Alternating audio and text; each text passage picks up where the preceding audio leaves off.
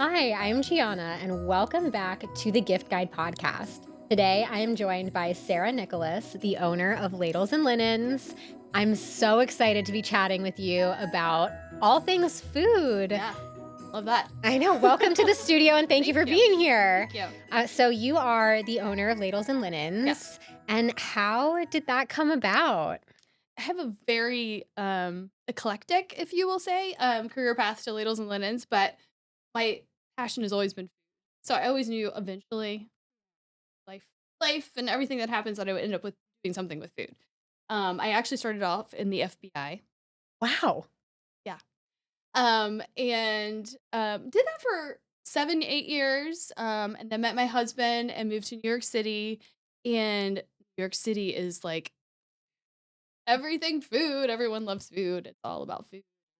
It's New York City, so you can do anything, right? It's the Magic. It's like American the dream. food mecca. Exactly. So, I decided to resign and go to culinary school. Amazing. Yeah, yeah, and then life happened, like I referenced earlier, and I had, my first child. So I was living in New York City, I was working at Savor, Magazine Test Kitchen, which was amazing, doing some private chefing, and actually doing a short stint on PBS, and I just knew that I didn't wanna raise my family in New York City. I love New York City, obviously, like, props to New York City, but I just wanted to be back closer to home where I grew up. So we moved to Richmond, and phone call one day, because they knew who I was through my mom, and I have 3 kitchen shops for sale. Wow. I was like, well, my only experience in retail is shopping, which is a start, not a great one. But so I knew it was a kitchen shop, and I was like, well, how cool. So I mean, fast forward, here I am, 8 years later, with 3 kitchen shops, and that's So that's how I ended up here in a that's nutshell. incredible. Tell me a little bit more about your locations. You said you have 3. Yes. So the original is in Lexington, and that is close to 30 years. It's iconic to Lexington. It's awesome. And then the next one to open was Roanoke, and that one has been there. I don't remember, but anyway, it's been there a while. And then the baby store, which has been there for close to 10 years now, is Carytown in Richmond. And it's funny because when I think of Ladles and Linens and Carytown, like, they go hand in hand for me when I first Yeah. moved here for a little over 4 years ago. Uh huh. That was one of the first places I went shopping Yeah. as a fellow New York transplant Woo! in Exactly. Richmond as a foodie. It is such a beautiful shop. If you haven't checked it out, you've gotta get down there. And, today we're really gonna be talking about food, so let's just dive right in. What Great. is your favorite food tradition for the holidays? So, I would originally not say this, but since having been married to a Roman Catholic Sicilian from New York City, 7 fishes has Okay. become my favorite tradition. I was very reluctant, and I'm like, "Oh my gosh, there's some say 7 fishes, some say 15 fishes." It's a fun thing to do. We invite friends, we have family. There is at least 7 fishes. It lasts a ridiculously long time, but it's eating and drinking all day long. So that's my new favorite tradition. My old favorite tradition is probably not typical, but we always fried oysters. We always had oysters at Christmas, and, like, if I don't have those 2 things, it just doesn't feel like Christmas. So, needless to say, with the 7 fishes, the fried oysters, the tenderloin, and it's all about food for me if you haven't figured that out, I am so salivating forget over the here. presents. I just need the food.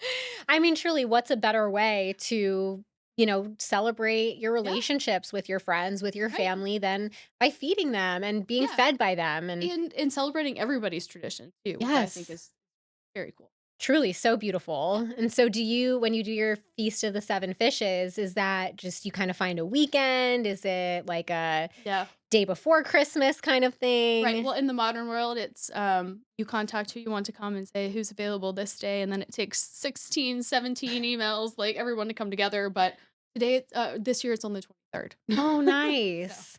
That's a really lovely way to welcome in yeah, the Christmas spirit. it's so fun. Yeah, nobody can walk the next day, but I mean, it's fun.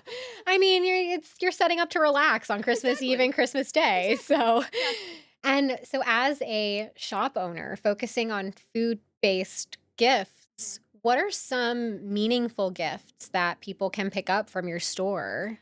So our store has everything under the sun as far as cooking and entertaining and all that kind of stuff. The meaningful gifts, gosh, it just depends on the person. So, I mean, things that have been popular this year are local, right? And that's meaningful because it's local. We carry Crescent Simples. Love you, Crescent Simples. Mother Shrub, love you too. AR Honey, which is also equally as good. And then we carry some other stuff around Virginia, which is awesome. A pottery. So those things are meaningful too. But a lot of people come in and they have no idea what they want, right? Hmm. That's what's really good about our store is you're not walking to a big box store.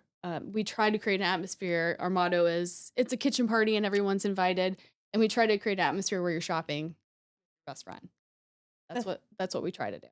And hopefully people feel like that. So, we try to figure out what you want. So if someone comes in and said, I know somebody that likes bread. And I'm like, oh, great. We have these, bread slicers that look like violins. Those are a really cool gift, by the way. Wow. Made in Oregon that slice bagels and slice bread. And we have sourdough starters and that kind of thing that is still popular, Yep. even after 2020. Everybody was breaking bread.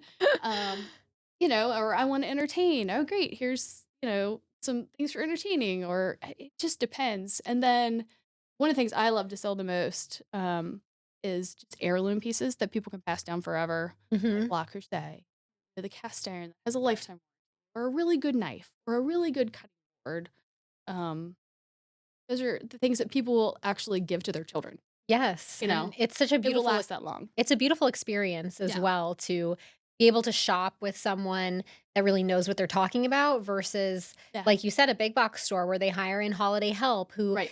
they may not be kitchen lovers. Right. They may not Right. know what is the best for someone. Sure. And I love you touching on all of the Virginia brands that you did. Right. Mother Shrub, amazing. AR Honey, I keep both of those in my cabinet all the time. So Excellent. it's so great that we can highlight the local Oh yeah. Virginia Yeah. makers. You are very well versed in all things kitchen. Is there a gift that you've received that is the most memorable food, kitchen related gift that you can tell us about? Huh. Wow. Okay. Um. Okay. So. Yeah, okay. I'll tell you about this one. We Okay. don't carry it in the Ladles and Linen store, but Yeah. anyway, somebody. So I'm really into antiques. Yeah. I love I think that's why I like cooking too. I could go on and on about that stuff, but the duck breast. Okay. Oh, you were gifted a duck breast. Yes. Oh my I mean, gosh. obviously, you've never pressed a duck, Yeah. but I mean, it's just something to have on your mantle. Like I don't know, those kind of gifts always resonate with me. Yeah. I love history. I love cooking. I don't know. Um, but as far as like something that you buy now, I love my cutting board. I have it's tempered wolf. We actually used to carry him, but anyway, he was local Richmond, Okay. and he makes his own boards and beautiful patterns. It's all real wood and Yeah, and it's so yeah. special. Like you said, it is And kind of an heirloom yeah, gift. If you take care of wood, exactly. it'll last forever. And Exactly. it's, I think now in the age of all the microplastics and the plastic Mhm. boards you can get at Home Goods, Yeah. I feel like people don't necessarily buy themselves Yeah. a nice cutting board. They'll Right. buy the pack of 3 for $7.99. Right. Which is But very appealing. yeah, and it works, it's functional, Uh-huh. but I almost feel like sometimes Christmas is a really great time to gift something that Spiritual someone little. wouldn't buy for themselves, Exactly. and Exactly. that's just such And a I'm a wonderful really gift. hard the reason why that question is hard because I own a kitchen shop. Yeah. So it's Like like, everything. I mean, I don't hesitate to gift something to myself if it's kitchen related. Yeah. So yeah, and people are intimidated to buy me anything kitchen related. I love really old cookbooks too. Actually, you know what? Ooh, I changed my mind. I love Julia Child. me too. I love Jacques Pepin. He actually was a professor at my culinary school. It's a story for another day. But anyway, um, I got their series of the older versions of their cooking books. Yeah. I don't follow recipes, but I have a huge collection of cooking like cookbooks. Yeah. That's cool. So when it comes to hosting, what are some ways that hosts can make their guests feel special this time of year? I would say I don't know if this is um, something people normally think of, but be present, Okay. right? Yeah. So I think a lot of times, and I have certainly been this person. So no judgment. But a lot of times you're just so consumed with hosting that you are not present for your guest. And that's fine because you want everything to be perfect, right? When you're hosting something. Um, so I'm actually hosting something tomorrow, ugly sweater Christmas party. My best friends, Justin and Kathleen. And I'm in charge of the food, obviously. Naturally. And they're in charge of the booze, which is great. Um, but like just making stuff that is simple and prepped ahead and the bar set up, like it doesn't, you don't have to finish your cocktail. You don't need a signature cocktail. You need beer, you need wine, you need bubbly is great. Yeah. Um, and I know this is maybe cliche to say, but I mean, just have it done and not have to worry about it. Like have a few last minute things that you have to put together. I would say just be present. Like I that sounds silly, but No, it's a wonderful piece of yeah. advice because I mean, I know when I host, Yeah. I have a really You're hard like time vacuuming leaving. the ceiling. Yes. Like, I mean, you're like, "Oh my gosh, don't make it look like we haven't lived here." Totally. I have a Um, really hard time leaving the kitchen. oh, it's so hard for It's me hard. too. It is so hard. There's always more that can be Yeah. done, and I Yeah. think it's hard to say, "I've done enough. Yep. Let me Exactly. be. 'Cause Let they me just give they the just wanna gift of my yeah, presence to my exactly. That's all guests." they want, right? That's why they're coming. That's beautiful. So yeah, And that's what I would say. on the flip side of that, what would you say for a guest trying to make their host or hostess feel special during this season? Have fun, right? Um, and I say that with a little bit of hesitation because I was raised a Southern girl that always has to bring something. I brought Yes. something here today, actually. Oh my gosh, you're so sweet. I just always have my mom's like, so, something small or like tail napkins or like a Yeah. bottle of wine, like, whatever. But honestly, they're inviting you because they wanted to hang out with you on the holidays, Yeah.